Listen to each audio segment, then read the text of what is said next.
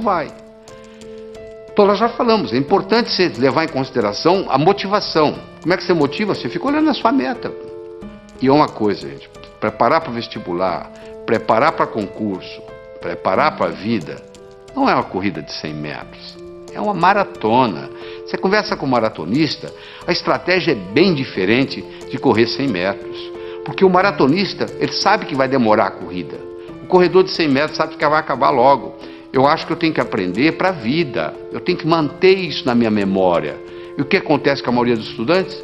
Aprende, esquece, aprende, esquece, aprende, esquece. E diz assim, minha memória é ruim, a memória não serve para nada. Não é só a memória que é ruim, é porque você não sabe usar a sua memória. Deixa eu lhe ensinar 3 segredos. A memória gosta de movimento. Uma coisa é eu pensar num cachorro parado, outra coisa é pensar num cachorro correndo.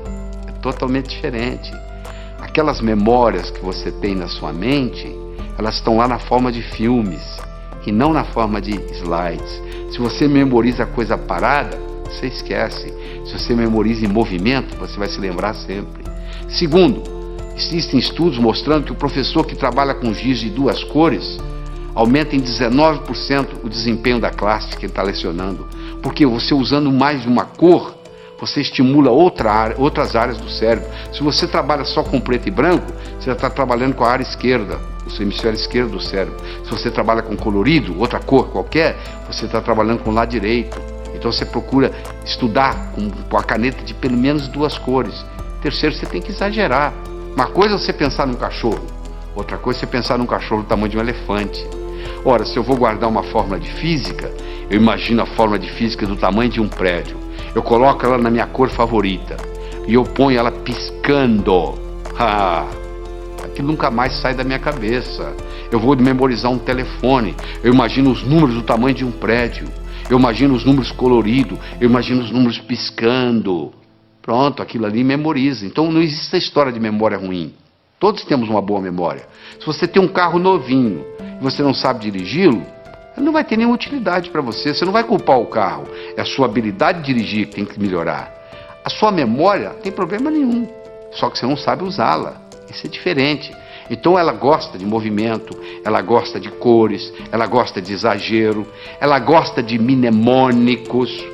Todos esses jovens, 18 jovens que eu estudei, que tiraram o primeiro lugar no vestibular, todos eles, sem exceção, trabalhavam com mnemônicos. Você quer ver um mnemônico simples? 30 dias tem abril, junho, setembro e novembro. De 28 só há 1, todos os demais 31. Pronto. Se o mês tem 30 ou tem 31 dias, está aí para você na tela aí, um mnemônico para você olhar. Então você tem que criar seus próprios mnemônicos, um jeito de você fazer para facilitar a sua memória. Todos os 18 jovens não só trabalhavam com mnemônicos, mas trabalhavam com fichas de revisão. Eles faziam verdadeiros baralhos, baralho de física, baralho de química, baralho de biologia, e eles iam colocando aquilo ali, fazendo toda noite antes de dormir, eles faziam uma revisão. A medicina mostra que os últimos 20 minutos que você vivencia nos últimos 20 minutos antes de dormir, rumina na sua cabeça a noite toda. Se você estuda o dia inteiro, vai assistir televisão e vai para a cama, o que vai ruminar não é o que você estudou durante o dia, é a televisão que você assistiu. Então você estuda o dia todo, vai, assista a sua televisão merecidamente, volta à mesa de estudos, estuda mais 10, 15 minutos, aí você vai para a cama, aí você vai passar no concurso, você vai passar no vestibular, porque você está ruminando a noite toda aqueles 15 minutos de revisão, e aí vem a hora da revisão. Você tem que ter você vai ter que ter um fichário, como se fosse um baralho mesmo, um baralho de física, um baralho de química, um baralho de biologia, e você passa o olho ali, vai passando o olho. Repetição é a mãe do aprendizado, não é verdade? Como é que você aprendeu a andar? Você levantou, caiu, levantou, caiu, levantou, caiu, até que um dia você andou. Então é muito importante você entender isso. É muito importante você colocar ritmo e rima. É muito importante você... o contexto. É fundamental o contexto. Você não tem ideia do contexto. O contexto é assim, quer ver? Onde é que eu coloquei a chave? Onde é que eu coloquei aquela chave? Você não consegue se lembrar. Aí de repente você entra naquele quarto. Coloquei ali. Porque você entrou no contexto onde estava a chave. Ora, se eu estou lá na prova, eu estou tentando lembrar aquela fórmula de física, eu não consigo lembrar a fórmula de física, não consigo me lembrar, aí eu fecho os olhos, me transporto para a minha mesa de estudos, lá onde eu estudei aquela fórmula, de repente vem na cabeça. Esse é um truque espetacular para a memória. E outra coisa importante é a respiração ajudando na memorização. Nós desenvolvemos uma respiração que eu digo assim: inspire em 4, segure em 4, solte em 4. Por quê? Porque naquela posição que você fica para estudar ou para fazer prova, depois de um certo tempo, o oxigênio no seu cérebro começa a cair. E você sabe que o cérebro ele exige oxigênio e glicose para funcionar. São os dois combustíveis que o cérebro usa. Faltou oxigênio, o desempenho não é o mesmo. Faltou glicose, o desempenho não é o mesmo. Eu recomendo para as pessoas que vão fazer concurso, vão fazer vestibular, levar no bolso umas 3 ou 4 barrinhas de chocolate. A cada 40, 50 minutos dá uma parada, respira em 4, segura em 4, solta em 4, 4 vezes, reoxigena o cérebro, come a barrinha de chocolate, absorve a glicose, aí você abasteceu de novo para mais 40, 50 minutos. Isso faz a diferença às vezes entre passar e ter que fazer o cursinho no ano que vem novamente. Deixa eu falar um pouquinho sobre leitura. 80% ou mais daquilo que você vai aprender na sua vida, você vai aprender através da leitura. Nós temos 3 tipos de leitura. Você faz a leitura do prazer, a leitura crítica e a leitura específica. Você vai procurar uma coisa específica e vai lá e pesquisa. O problema é que nós, brasileiros, temos uns vícios muito grandes com a leitura. Nós temos problema com a velocidade da leitura, temos problema com a compreensão e temos problema com a memorização.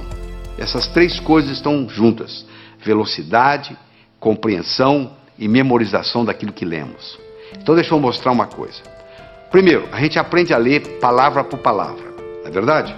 Nós aprendemos a ler palavra por palavra e aprendemos a ler em voz alta. Aí nós começamos a ler em voz alta e os nossos pais dizem assim: não, para, você já leu bastante, lê agora em voz baixa. Só que você diminui o som, mas continua lendo com a garganta. Esse fenômeno recebe o nome de subvocalização. Só que a nossa garganta não permite falar mais do que 180, 190 palavras por minuto.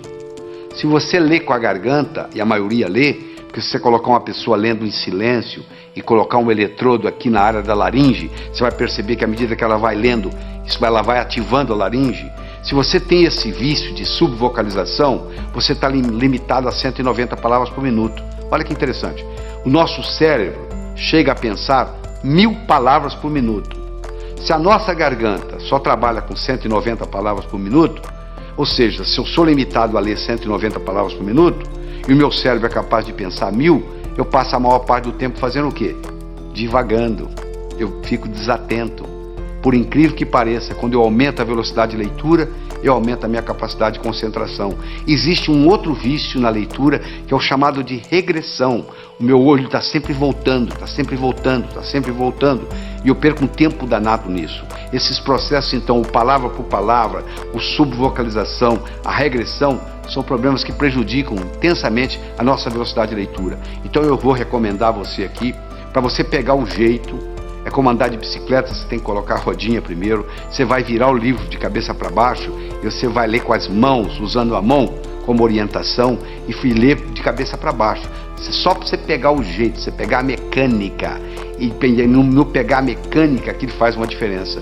E de vez em quando existe um exercício muito interessante, que se você esfregar uma mão na outra, esfregar até esquentar, faz aí você que está me assistindo, faz aí, vai, até esquentar, aí você coloca em cima dos olhos. Na mesma hora você descansa o globo ocular. Faz isso umas 2 ou 3 vezes, que vai fazer uma diferença enorme na sua leitura.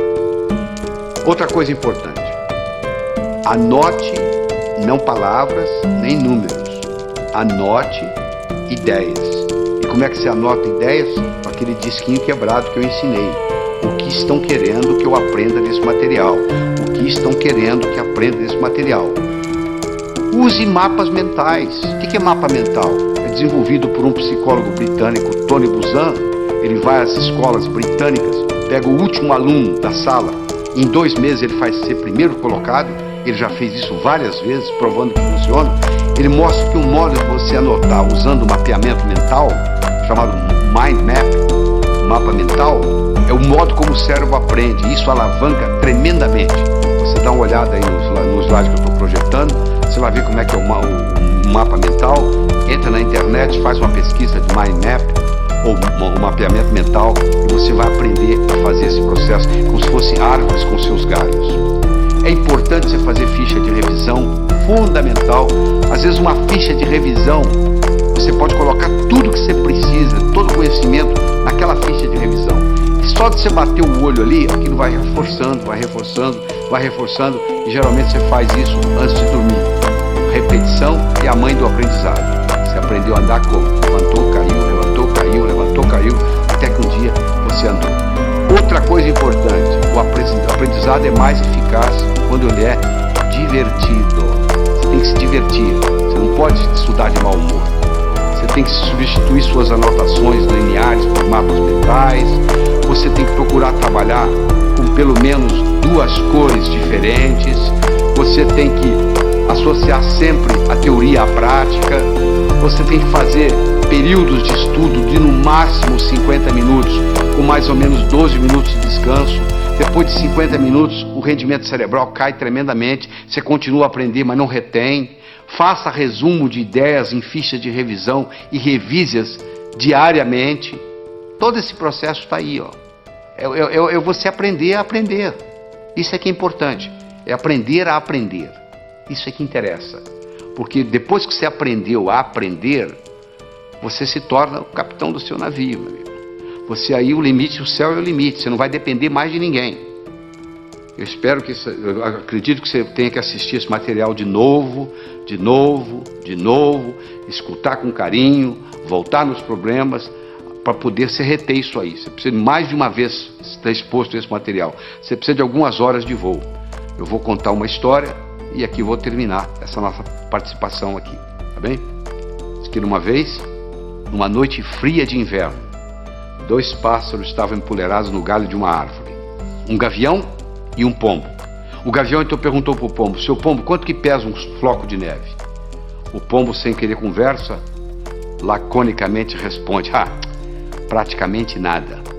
O gavião então disse: pois é, no inverno passado, numa noite como essa, nevando como agora, eu não tinha o que fazer nem com quem conversar, eu estava empoleirado num desses galhos aqui por perto, eu comecei a contar os flocos de neve que caiu no galho onde eu estava. Quando chegou em 2.515.223, o próximo floco que caiu, o galho quebrou. Quando o gavião terminou de contar para o pombo a história, o galho onde eles estavam empoleirados também quebrou. Quem sabe esse material que você está participando, que você vai reler, reestudar, reescutar, etc, etc, etc, talvez seja o próximo floco de neve que vai quebrar o seu galho para o resto da vida. Porque hoje, no mundo do conhecimento, antigamente, na época da terra, valia quem tinha terra. Na era industrial, valia quem tinha dinheiro. Hoje a moeda mudou e muita gente não se deu conta disso. A moeda hoje se chama conhecimento. Você é rico ou você é pobre em conhecimento. Então você aprendendo a aprender, você alavanca a sua vida para poder adquirir mais conhecimento e com isso aumentar a sua riqueza. Evite o mal, faça o bem, viva a sua vida extraordinariamente. Tchau.